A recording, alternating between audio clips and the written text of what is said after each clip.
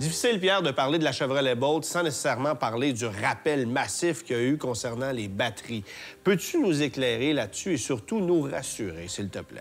En réalité, ils n'ont pas eu de problème de batterie. Ils ont eu des problèmes d'assemblage de batterie. OK. Dans une batterie, il y a une anode et il y a une cathode. Et quand la machine déposait ces pièces-là, elle en pliait des fois quelques-unes qui allaient toucher un séparateur et le feu pouvait prendre. Ils ont réglé le problème, ils ont fait le devoir, ils ont fait les rappels. Donc, côté batterie, on oublie ça. Il n'y a pas de problème de batterie. Donc, la batterie, elle est bulletproof, elle est fiable. Oui.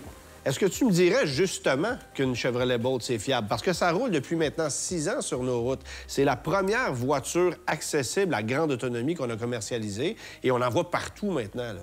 Tu sais, les problèmes de suspension de direction qu'on retrouve sur à peu près toutes les voitures, parce que tu as vu l'état de nos routes, Chevrolet Bolt n'y échappe pas.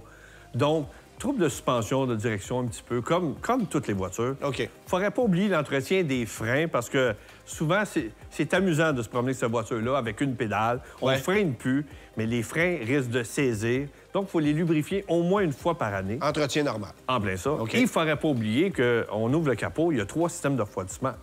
Et le système de refroidissement, là, il y a une façon de purger l'air dans ça. Il y en a un pour la batterie, il y en a un pour le système électronique et il y en a un pour le chauffage.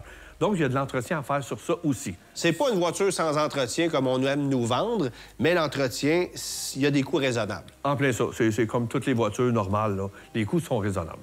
Le seul défaut que je pourrais trouver sur une Chevrolet Bolt, c'est peut-être la vitesse de recharge quand on parle de charge rapide. OK. On parle souvent aujourd'hui de 100, 150, 200 kW. Là, on parle de 55 kW. Ouais, donc, ça va être un peu plus long. Mais tu comprendras que 90 des gens se rechargent à la maison. Donc, c'est pour 1 ou 2 fois par année pour aller en vacances. C'est pas si pire que ça. Merci, Pierre.